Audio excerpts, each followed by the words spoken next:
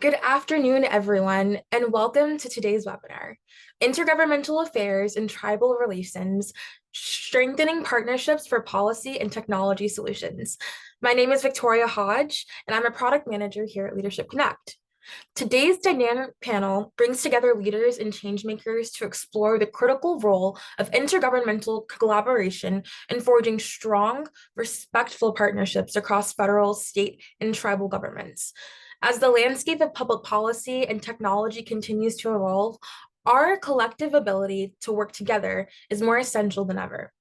We'll examine how innovative technology and policy solutions can enhance communication across jurisdictions, bridge service delivery gaps, and, most importantly, support tribal sovereignty while fostering collaboration.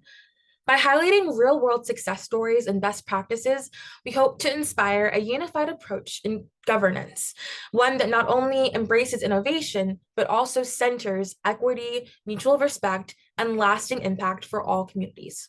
A few housekeeping notes before we begin. We are a certified NASBA CPE credit sponsor, and so if CPE credits are something you are interested in obtaining, please listen up. This webinar is up for one CPE in the information technology field of study. In order to receive credit, please ensure you meet the attendance and participation requirements for this webinar. We will ask 3 polling questions. If you are interested in obtaining a CPE credit, you must answer all 3. As a reminder, Leadership Connect is registered with the National Association of State Boards of Accountancy as a sponsor of continuing professional education on the National Registry of CPE sponsors. State boards of accountancy have final authority on the acceptance of individuals' courses for CPE credit. Complaints regarding registered sponsors may be submitted to the National Registry of CPE sponsors through its website. We encourage you to ask questions, engage with our speakers, and share your insights throughout today's session. So now let's get started. It's my pleasure to introduce our speakers. We have Rudy Soto, Executive Director for the National American Indian Housing Council, Matt Dannenberg, Head of Tribal Affairs for the Alliance for Tribal Clean Energy, Patina Park, Executive Director of Tribal State Relations for the Office of Minnesota, Governor Walz and Lieutenant Governor Flanagan, and Keely Purcell, Senior Tribal Liaison for Tribal Ready. So I'd first love to start with all of you telling us about the work you do and the mission that inspires you to do it. Rudy, let's begin with you. Great. Thanks, Victoria. It's great to see this so well attended. So my name is Rudy Soto. I work for the National American Indian Housing Council. I serve as the executive director.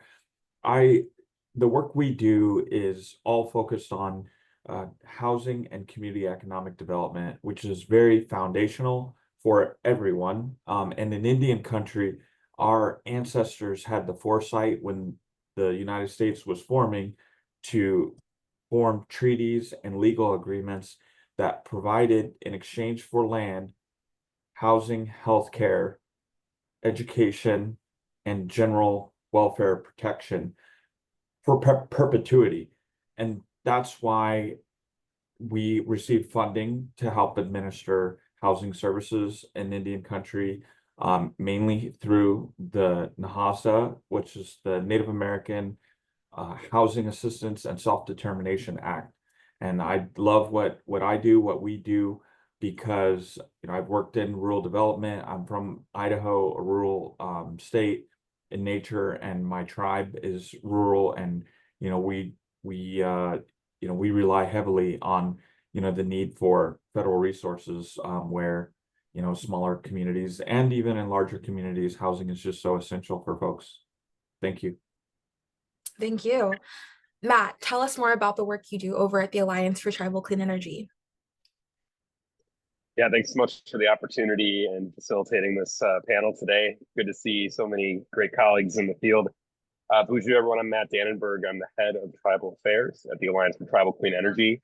And really our mission is to assist tribes in pursuing their self-determined efforts to pursue clean energy technologies and projects and aspire towards the energy sovereignty vision. So what drives me to that mission, and doing so in a way with no cost to tribes, is the stories that I heard as a young community organizer, knocking on reservation households, being in tribal council meetings where people were going to their leadership, asking for support to fill their propane tanks to heat their homes for the winter, because they had to make that difficult choice between heating their homes or putting food on their table. We continue to hear so many stories across Indian country, especially with the ramp up of climate change, causing disruption, flooding, wildfires. And we want to make sure that tribes are equipped to have the tools, resources, and energy to be resilient, so that we can have thriving tribal communities and we can weather these changes that are coming with climate change. So that's really motivating for me. Thank you, Matt. And it's definitely an issue that continues to just grow in importance. Katina, tell us more about the work and mission that drives you over at the Office of the Minnesota Governor.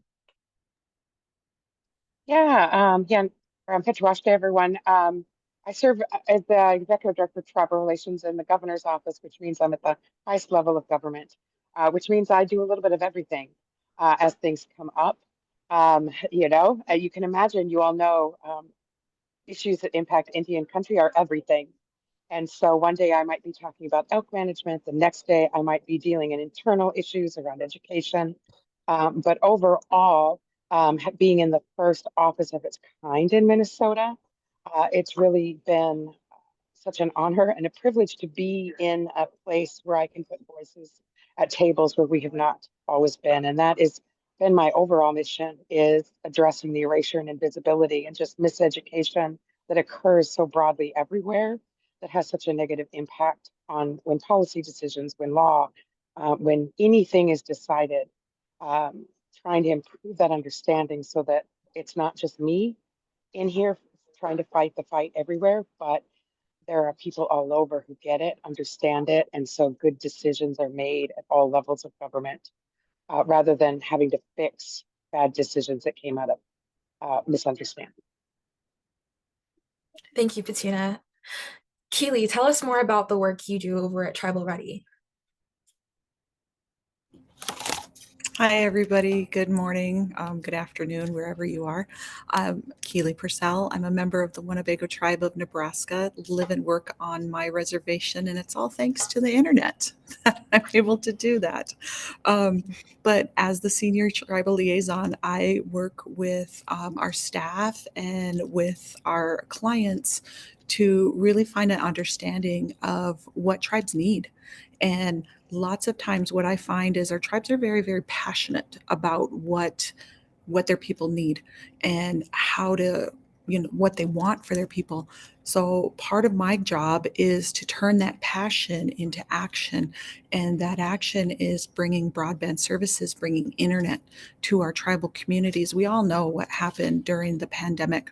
Our kids were struggling. We didn't have kids in school, and kids are sitting outside the tribal building trying to do their homework. And so thanks to the federal government, we've had an influx of dollars that can help the tribes to bring bring broadband, bring fiber, bring whatever it is they need into their communities. On my reservation, for example, we have a $35 million TBCB project that is bringing fiber to our homes. And I'm really looking forward to it because I still work on a reservation where our internet is not that great. And it's kind of a joke because, oh yeah, you work for an broadband company and you're working from your phone. So really excited and honored to be on this panel and happy to be here. Thank you. Thank you, Keely. And I think what's so inspiring is the through line between all of you all is you're driven to help the people at the core. The people are really at the core of policy and technology and all of these issues. And so I'd like to pose our first poll question for the audience, which is, what is the most important element in building trust with tribal communities? And so as our audience is beginning to answer that question, I'd also like to pose a similar question to our panelists, which is, what are the key elements of trust building in those tribal, federal, state, nonprofit, and industry relationships that you all are forming across the board? Rudy, I'd love to begin with you and the work you're doing at National American Indian Housing. Yes, thank you so much. I think the importance of just, honesty, candor, the eagerness to learn, the respect and dignity, that, people deserve, the basics are essential. What I find personally sometimes off-putting can be when people, kind of overstate like their interest in Native issues in a way that can come off like it's well intended, that they care and really want to learn, but if they overdo it, sometimes it can be like, hey, slow down a little bit. But and I think just the value and importance of not just trying to meet, get to know, and work with somebody in a transactional way when you want or need something, but like looking to establish those relationships, ahead of time, early, often, so that when you do have an opportunity to potentially collaborate, there's a layer of trust there that where there's an understanding, if it doesn't work out for that collaboration, then, no harm, no foul. Mm, definitely. It takes time to build those relationships. You can't rush it. Right. Matt, tell us more about what you envision as the key elements of trust building in those dynamics. Yeah, thanks, Victoria. And I love seeing the poll results come in. When I saw those questions, I'm like, all the above. We just came off of a week of doing training recording for the clean energy industry about how to respectfully work with tribes. So this is well timed. And it, really at the core, it's doing your homework. I'll go on that one. It's showing that respect and gaining that understanding by putting in the effort ahead of time, reading the tribal treaty, if that tribe has a treaty, understanding the history of your industry with that tribe, understanding the current events that have gone on with that tribe, where might you be starting from, what might be that context, so that they're not having to do a heavy lifting educating you as the person engaging them, understanding how their decision making structures work, doing that homework to get connected, maybe having someone introduce you and build that trusting relationship. You use those degrees of Kevin Bacon to, find someone that you might know and get introduced and start off on the right foot and make that good first impression. Definitely. Doing your homework, recognizing that context and history, it's all going to play a major role, and it impacts every single policy area. Fatina, how do you see the key elements of trust building in the work you're doing in Minnesota? Yeah, I think one of the key things is to be authentic. You know, actually like know yourself well enough that you can be authentic and be humble, enter into these relationships with an open mind of I want to learn. I don't want to guide or direct, right? That it's a collaborative partnership, not the state is here to, save anyone. And that's educating even others, especially non-native people, on it's okay to ask questions. There's kind of a Eurocentric model of if you ask questions, you might feel stupid, you might seem stupid, and that's a sign of weakness, and I can't. And, giving people the freedom to be curious as you're interacting and working with tribes. But, Matt kind of took my answer because it's so important to do your homework, but not just knowing the history and everything, but also appreciating that it's not their job to educate you. Like if I was going to a foreign country, I was going to live there and work with them, that is how I should view learning about the tribe. So that I'm approaching it in a culturally sensitive way, in an educated historical context, treaty rights, right?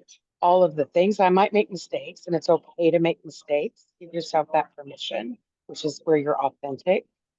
But, it's no one else's job but yourself to be prepared to really step into these relationships. And I'd add one more thing.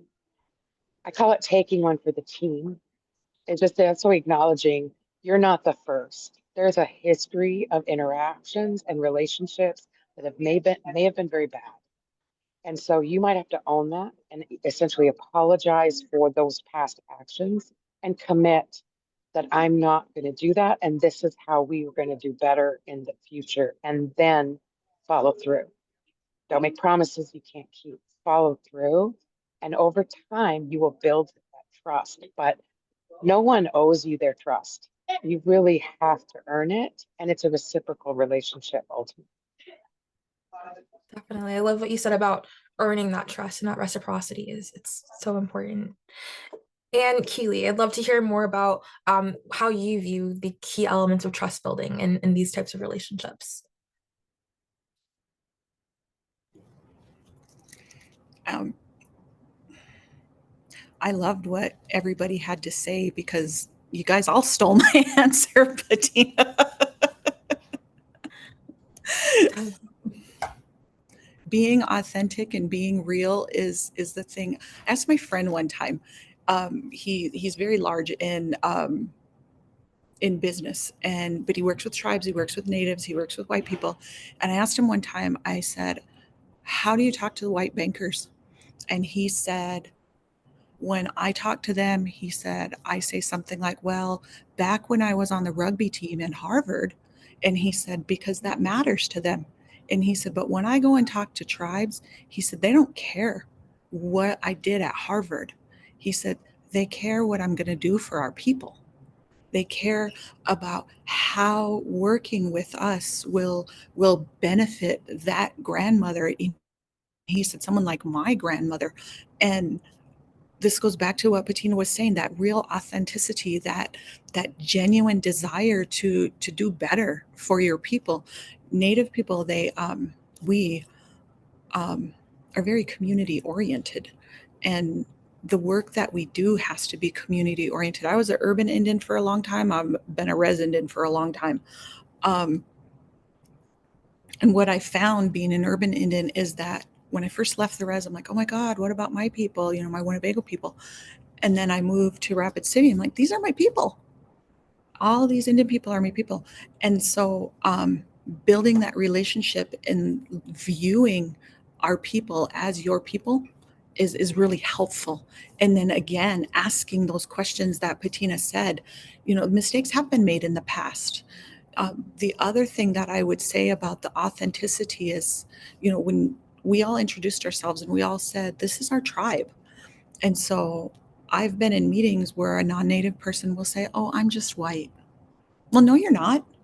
You come from very strong Scottish American background. You come from a very strong African American background. Tell me about your people, because you have a culture just like we do. And so finding that similarity between the cultures is really, really helps to understand that we're all just people wanting good things for our families. At the end of the day, that's so true. We all are all just people wanting good things. Mm-hmm. So, as those poll results came in, it seemed like it was almost an even split. And as Matt said, you kind of want to answer all of the above in certain ways. But the number one answer ended up being that cultural respect and understanding. And it seems like everyone echoed that same sentiment. Um, I'd love to talk a little bit more about some of the challenges that you all have faced in this space. So, what are some of the most pressing challenges that you've encountered in building effective partnerships with tribes? Let's reverse the order. Let's begin with Keely this time. Can you ask that one more time? What are the most pressing challenges that you've encountered as you've built these effective partnerships with tribes? So in the work you're doing with Tribal Ready and any of the roles you've had in the past, how do you kind of face those challenges? Um, in the work that I'm doing with Tribal Ready, because we came in during this big boom of dollars that are coming into tribes, this big influx, we're not the only company that came in and saying, hey, tribe, we want to work with you.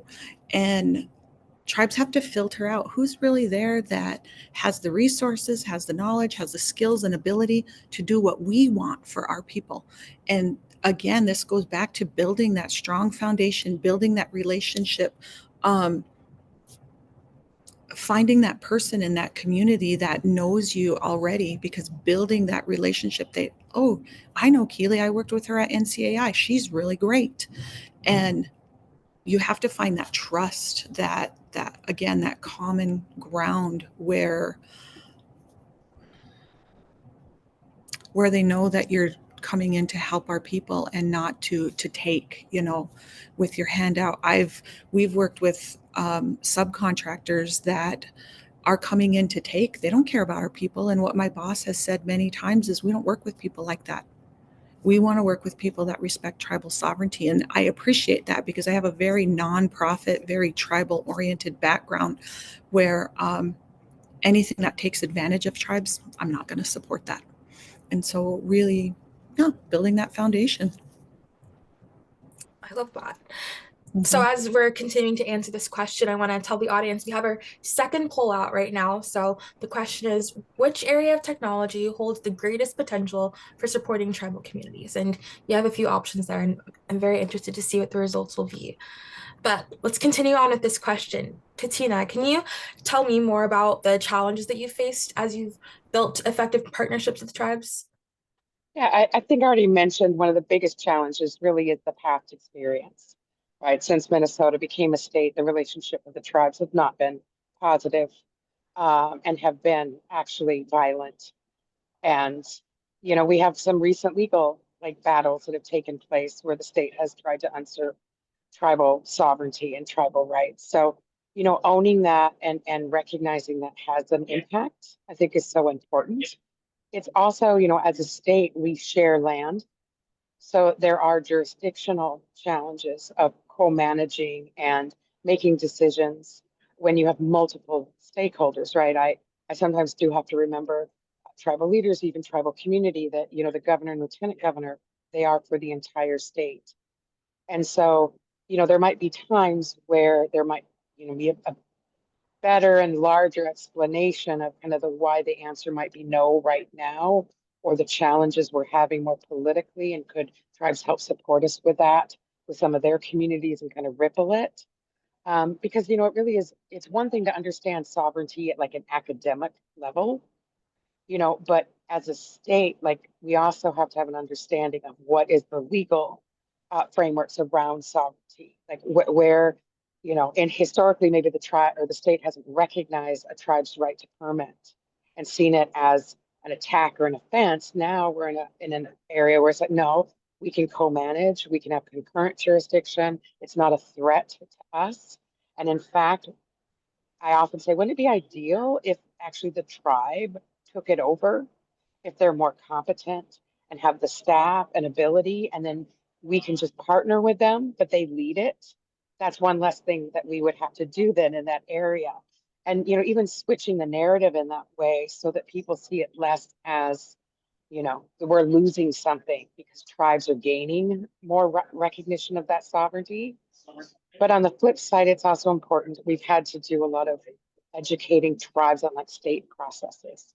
We have a separate executive and legislative branch, and most of the tribes in Minnesota really do have a singular entity that's both an executive functioning and legislative functioning body. And so it may not be as clear why my commissioner of DNR can't just take money from one place and give it to another, even though we all agree we wish we could, but we need the legislative approval. And so there can, often be misunderstandings, and, based on their limited understanding of our systems, and then agencies' limited understanding of their systems. And so you just have to work through those with a lot of educating, and again, asking questions, and that, approaching it with humility, and highlighting why it's beneficial for everybody to have this partnership. It's not about us fixing a historic wrong. That's not going to be an effective message for most of the state, but it is a message around when the tribes are doing better, the entire state does better. And let me show you how, and having exact examples. So that helps you get through the challenge, but also just knowing it's always going to happen, right? It should be, right? I think we get better decisions when we challenge each other. So, but not letting the relationship falter or be damaged because of those instances is where a lot of the work has to take place. Definitely. And I love how you really emphasize that curiosity piece and that authenticity piece. It goes a long way in those conversations. Matt, can you tell us about the challenges that you face over at Alliance for Tribal for Clean Energy, and how you go about facing them? Yeah, definitely. Well, I think one thing we've touched on or maybe talked around, and I'll name it directly.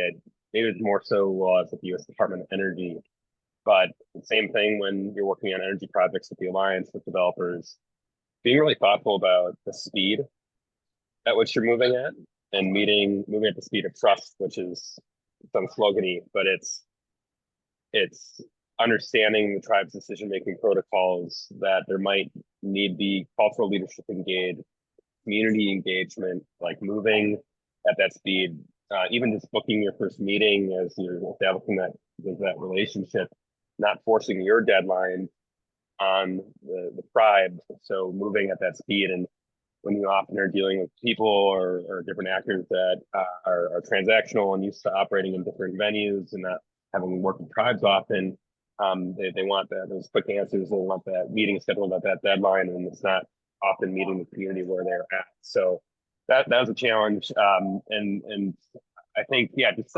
those basic educational pieces.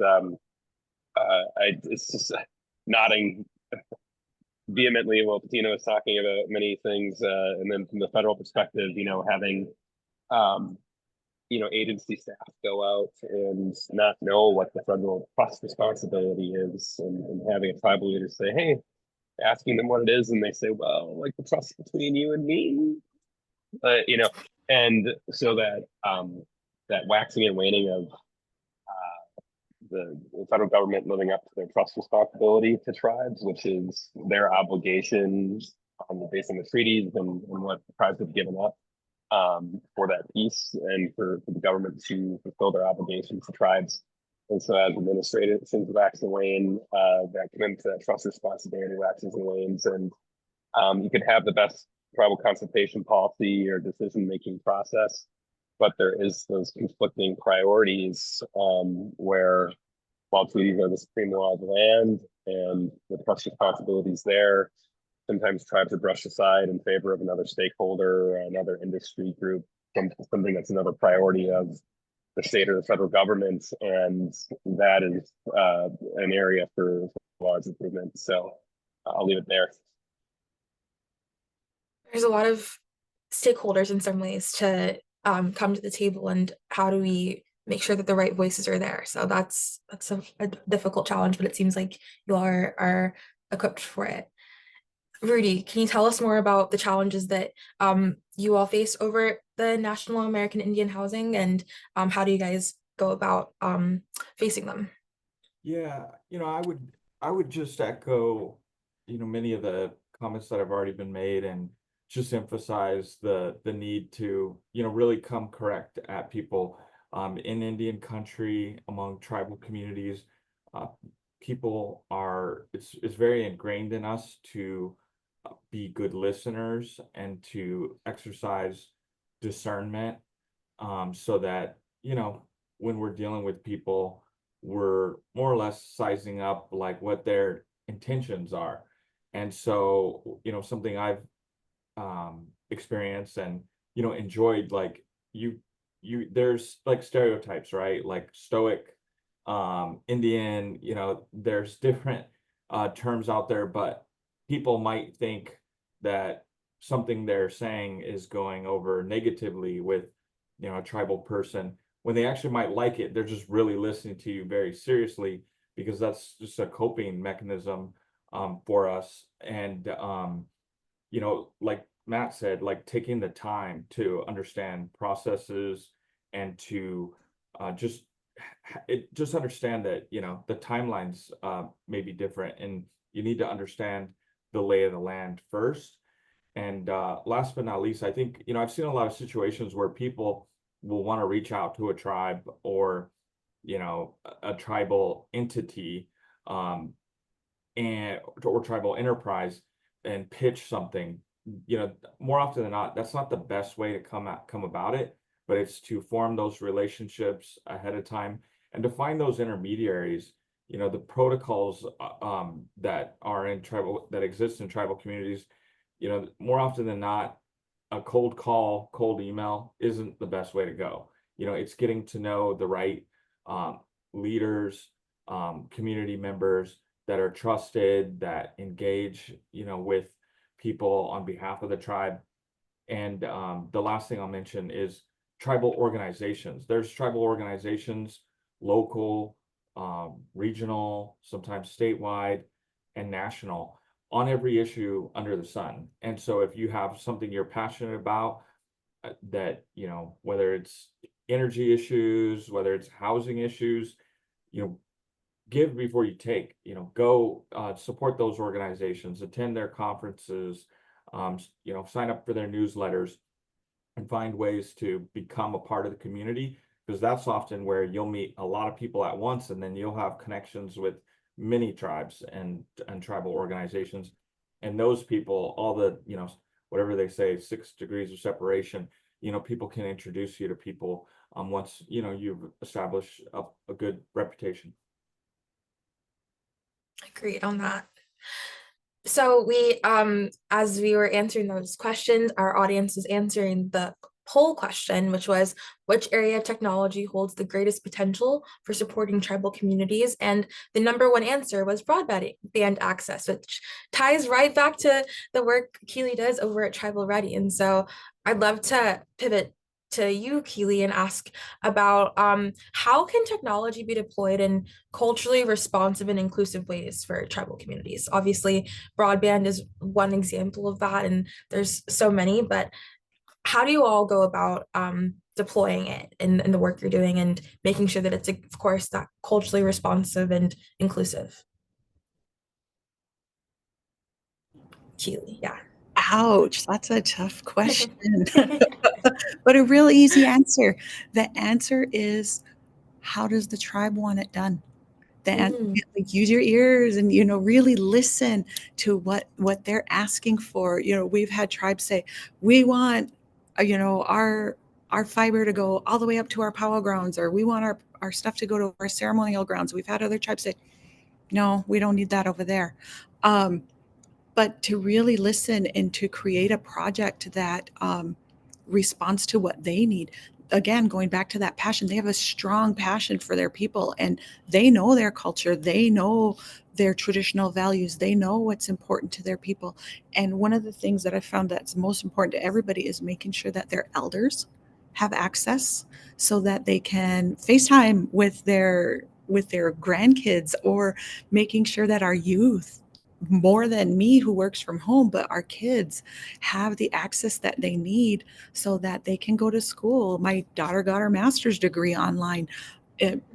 Being culturally responsive it means listening and doing what your client, your tribe, your people ask you to do.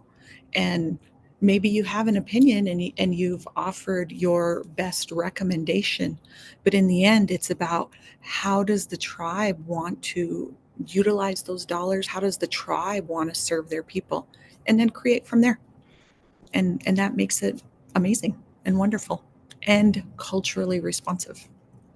Yes. And I mean, I love how you just always tie it back to the individual. These technology problems, these policy problems, they are all really related back down to the individual person and family, and whether or not someone can FaceTime their grandkid. So that's really important.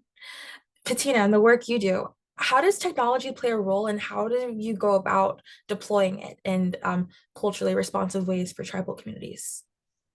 Yeah, I think strongest example, right? We all dealt with COVID, and prior to COVID, as we started building consultation work and outreach, we heard very strongly from tribes, you need to visit here. It needs to be in person.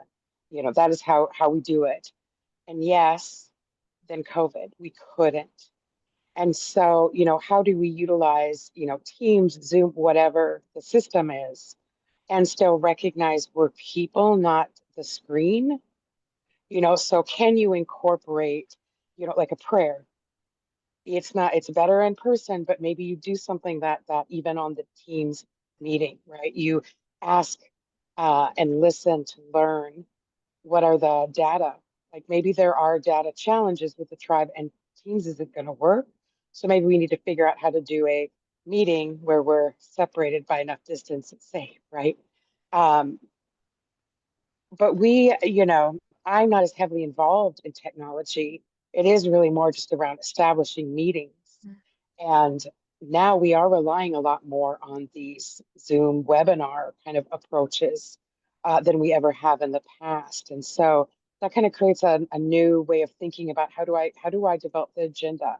Can I use the chat in a more meaningful way than I could if I was in person, right? Do I want to prevent people from using the chat too much? Because then it just feels like we're having a texting meeting and it doesn't feel as authentic. But and then circling back after meetings and saying, how was that? Like, what could we do better? If we're going to continue to be in this webinar Zoom world, how can we make it as authentic and personal as possible, um, so that we don't lose that relationship and that connection, even though we might not be in the same space together. Like, technology can be a bridge in certain ways and actually bring people together when you can't be in person. Matt, how do you think that technology can be deployed in culturally responsive, inclusive ways for tribal communities? Yeah, thanks for the question. And our CEO, Sherry Smith, is a Mi'kmaq descendant, tribe in Maine. And one of the founding principles of the Alliance for Tribal Clean Energy is Eptawak Tabunk. If she's listening, I hope I did the word justice in pronunciation there. But it means two-eyed seeing. And so how do we think about incorporating Indigenous traditional ecological knowledge into and with Western knowledge and technology to deliver energy projects that are informed by both and that two-eyed seeing. As you're consulting, like Keely said, listen to the tribes and how they want the project to be designed and incorporating the Indigenous language to it. My tribe, their microgrid, it's called Ishko in the game the Water Day, which means it catches fire, it collects the sun's energy and provides that resiliency for the community. And that's what we're involved with, what the tribe did. And it's a really cool way to have it be branded by the community. And so as we go about working with tribes and crafting and helping them in their energy sovereignty, supporting them in their energy sovereignty journey, it's holding those community engagement sessions, understanding what the community's desires and wants are for how their energy is delivered. What are the issues they're dealing with in terms of their bills? How do they use energy? How do they want to see things move forward? What are the community misconceptions or understanding of that technology? And how can we bring the facts and education to things like, if we install solar and we get a lot of hail here, like what does that mean for replacing them and maintaining the systems, and what's that cost? What is the risk of us taking on this project? So that engagement and incorporating the culture and the business knowledge. I love what you said about two-eyed seeing. I think that's plays a big role in all of these areas. Rudy, in your work, how does technology play a role and how do you go about deploying it in culturally responsive ways with tribes? Thanks for the question, Victoria. What comes to mind for me is the concept of data sovereignty, and I'm no expert on the topic, and so I'm not going to try to explain what it is. Encourage people to go look it up. I would butcher it if I did. But what I will say that's really vital for us is data and story collection of both numbers and, anecdotal firsthand stories from the ground of what people are experiencing, in the work that we do to help educate and advocate to policymakers, both in Congress and across the administration, federal agencies, just the importance of the funding that comes to our communities, our tribally designated housing entities. It's really vital for people to know that those are dollars invested and well spent, and that helps provide for tribal sovereignty and for people to have a place to call home, where they've been since time immemorial and into the future. And so we need more often than not, when studies are conducted, we can be an afterthought, and we need people to think of us, but we also need people to form those relationships with respect, because, for the uses of that data as well, and to, support the self-determined approach by a tribe or tribal organization on, how to handle that information. And then the other thing I'll just mention is, using tools like Leadership Connect have been very helpful for us when it comes to figuring out who we need to reach out to, whether it be, congressional staffers or at federal agencies, learning the org charts, seeing, who we need to try to educate about our challenges. And so, I think just collaborating with tribes, tribal organizations, community members with new tools and resources that can help us tell our story and, protect our resources and advance our interests. Thank you, Rudy. And I love how you tied that technology piece back into relationship building, which is so key and important and is really the core here at Leadership Connect. So I'm glad to hear that we're helpful for that work. As we get close to the next part of our panel, I'd love to throw up our last poll question, which is, what is the most important first step when beginning to engage with tribal governments? And it's something that we've talked about in a lot of ways throughout this whole panel. So I'd love to hear our audience's idea of what the number one first step is. And as they're answering that, I also want to encourage our audience members to place any and all questions that you have for our panelists into the Q&A chat, and we can answer those live here with our panelist expertise. And as you all in the audience are answering that question and putting in your new questions in the chat for our panelists, I'd love to hear more about how do you measure success in the projects and partnerships with tribes? So what does a gold star successful project actually look like, and how would you measure that? How do you know that it's been successful? And let's start with Patina this time.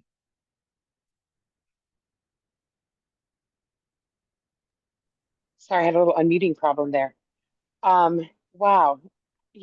Success can be really small, right? I mean, we like to say there's enormous, we managed to codify tribal state relationship, and government to government consultation into state law. And that was done in partnership with the tribes, a work group of tribal attorneys, worked with my office, right? We worked to lobby it. But I think Matt said earlier, like, you can have great policies and great things in writing, but it may just end up being words on paper on someone's desk, right? So maybe it's a huge success, but does it really have an outcome that we can all look to as where both the state and the tribes have benefited and feel a sense of ownership and pride to it? We managed to change our state seal and our state flag, because for a very long time we had a very racist and painful imagery on it.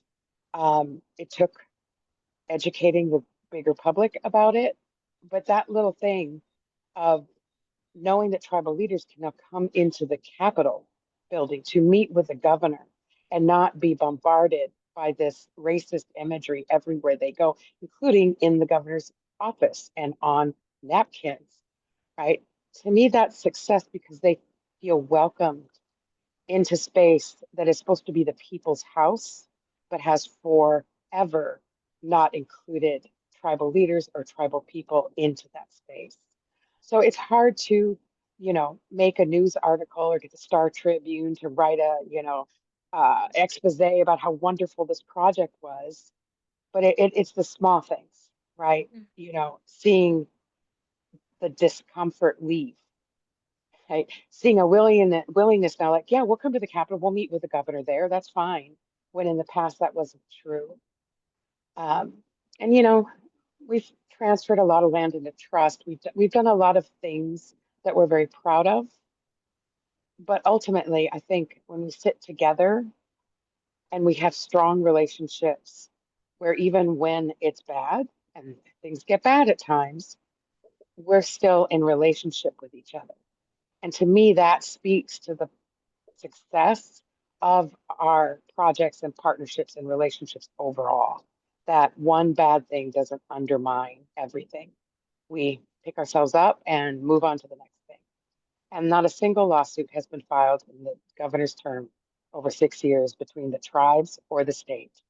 And, yeah, I know, right? Yeah. And I'm hoping we get, a year and a half to go, that we can end 2 terms saying the tribes and the state worked together collectively in coordination and communication through the entire process. And we're much better off for future administrations to pick up the work.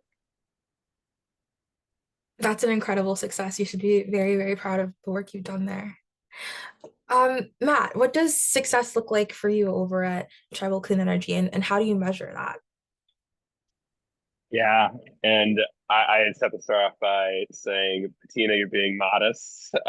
Minnesota and the state and the work with the tribes there, it has been a source of inspiration amongst like the current atmosphere we're facing nationally, to sort of see the successes, those policy wins, things like the Tribal Advisory Committee on Energy, and these things that are happening, tribes leading on electric vehicle infrastructure in Minnesota, and just everything that the state's done. It's such an inspiration and high motivational. So those are the wins.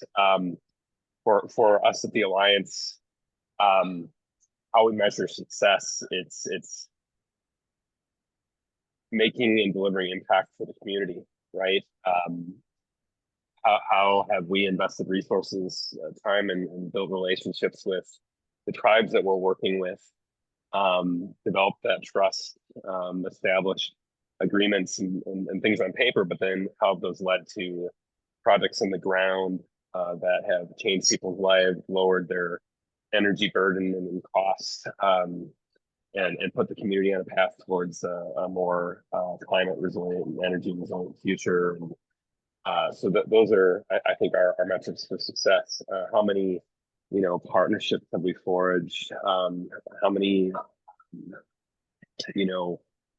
developers, providers, utilities, people that would be working on these projects have come through our training program and then done work with tribes successfully in a respectful way. So there's lots of those metrics for success. At the end of the day, it's how many people's lives have been changed. It goes back to the individual that we mentioned throughout this whole time here. Keely, how does success look like for you over at Tribal Ready, and how do you measure it? Well, a completed project, obviously. We've designed a broadband system, and now it's up and running, and everybody's got it. To me, a successful project, though, it goes back to what Patina was saying. Sometimes it's those little bitty things. We've created that relationship. We've made that inroad. Maybe we did not win a project like for our organization, but we've made the connections. We've talked to the people, and they have ended up working with an organization that is going to be more responsive to their needs because that tribe had interaction with somebody from our office, and they've been educated on what to do. I go back to what I said earlier, that we really want to turn tribal people's passions into action. And what is that? What is that? Maybe it's, like Patina said, changing a flag, updating a flag to remove those terrible things that are happening. But I'm really excited for one of the projects that we're working on in Minnesota. This particular tribe wants to provide internet service for free to their tribal members, because it's just the cost of it with the incumbent provider is tribal members aren't able to afford that. And so I'm really proud of that project. I'm really proud of the vision that tribe had for their people. We're just going to do this. We're going to take care of our people. And that is a successful project. It's doing the right thing, doing good things for our people. and doing lasting things.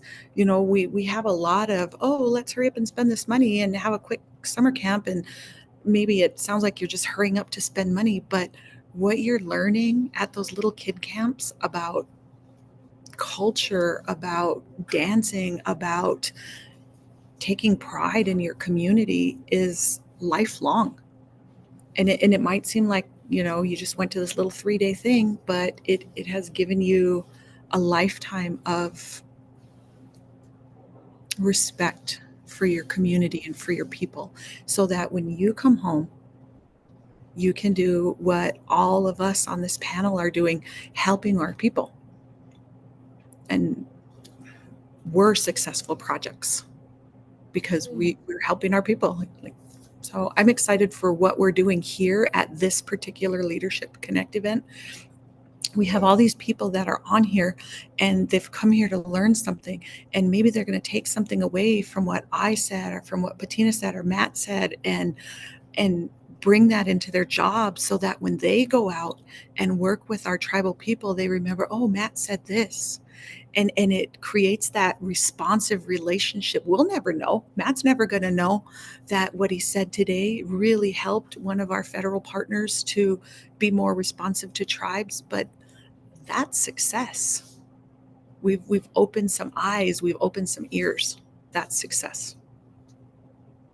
That's inspiring. In a lot of ways, it's baby steps and planting seeds for longevity down the line. That Exactly. Rudy, for you, what does it look like to see success at the National American Indian Housing, and how do you measure it? What does it look like when you see it, when you all complete those projects? Yes, thank you so much for the question. So for us, tribal housing programs are primarily funded through a formula-based Indian Housing Block Grant Program, which is administered by HUD and made possible by the law I referenced earlier, the Native American Housing Assistance and Self-Determination Act. We call that NAHASDA.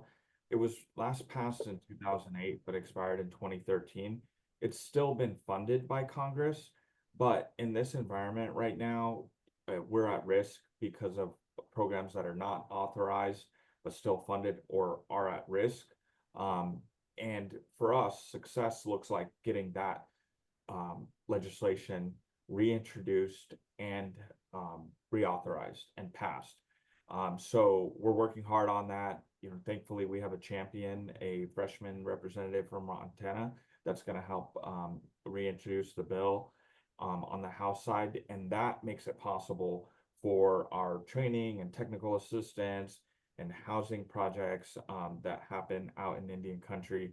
And an example of this that I've seen that was really inspiring is in Portland, Oregon, for instance. There's a tribe, the Siletz Indian tribe, which had provided some of their NAHASDA block grant funding as part of the capital stack for an urban-based project in Portland, which is right near an urban Indian organization within walking distance.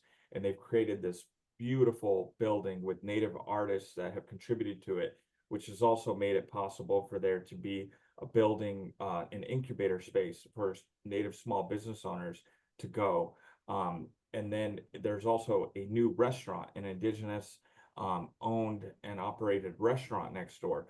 And then the same organization has bought property and has a farmers market, like for Native farmers, and food trucks. Like it's creating, they're working on creating a corridor and have multiple properties for Native people to live and be in community in even urban areas using these resources. So we need more success stories like that on and off reservation. And the last thing I got to plug, of course, for we have a conference next year, our annual conference in Anchorage, where we're going to have a summit on Native homelessness and home ownership, because we know there's a spectrum of needs from veterans to transitional housing. And so, you know, for folks that are looking to partner and get involved, that's a great place to come to. Thanks. Thank you, Rudy.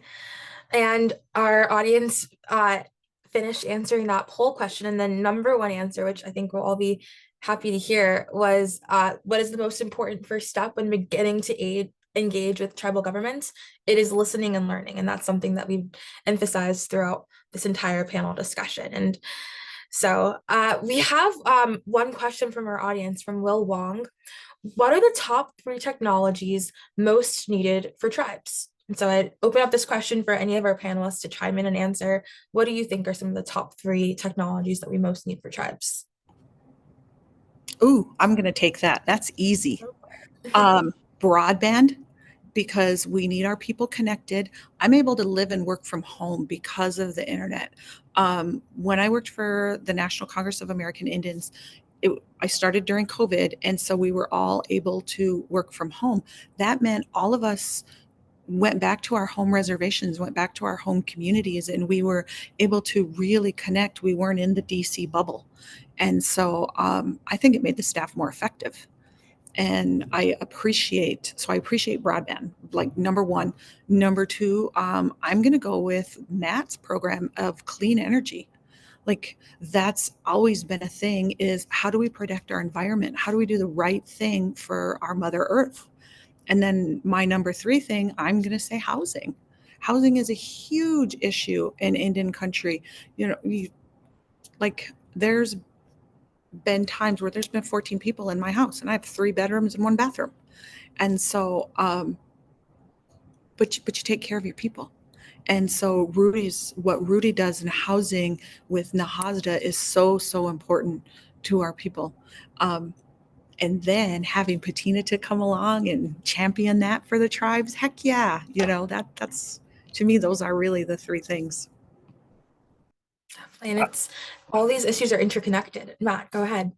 I was just going to jump in and thank Keely for that, because I think we're in alignment there, and just share a very brief anecdote. I've met with a tribal chairperson whose home is just not connected to the grid. There's issues with their utility. Like, these are real challenges, and the age of the housing stock. We need more energy efficiency, wiring upgrades, the installation programs like the home energy efficiency rebates. Things that are being implemented and hopefully not pulled away, but are essential investments in, energy efficiency investments in our houses. For every dollar it's invested, I think it's $3 that people in the community get back in benefits. So if we want to have these renewable projects with microgrids and really smart, efficient, cost reduction energy projects, we need the broadband so that the energy components can talk to each other effectively. So that's one on all that. And I got to shout out my former Fed colleague Cal and Margot on here, and Jess and Sierra. I love that. Seeing folks in the audience it's awesome. Well, I'd love to finish off with you all thinking to the future and what you see for the future of the tribal space in general. And so I'd love for us to go around and say one word that you would think of when you think about what is the future of tribal intergovernmental affairs and this collaborative space. Let's start with Keely. So one word when you think about the future of the space. I think youth is going to be my one word. Youth is the future. Patina. I'm going to say interrelational. Matt. Trust. And Rudy. One word is tough. I'll just say exponential growth of tribal affairs liaisons, people like Patina across sectors. We need more of that. Definitely more people like the ones we see in the room right now. It's awesome. We have one last poll. So if you've completed all the polling questions and would like your CPE credit emailed to you, please check yes in that box. But I just want to thank all of our panelists and our audience members for everything you all brought to this engaging conversations. And I know that we covered a lot of topics here. So if you're interested in learning more, definitely reach out. And this panel is available on YouTube as well as previous tribal panels, and Leadership Connect is really excited about all the work we are doing in this space. So if you are interested in learning more about our tribal data that we have here at Leadership Connect, please reach out as well. But thank you all, and enjoy the rest of your day. Thanks, everyone.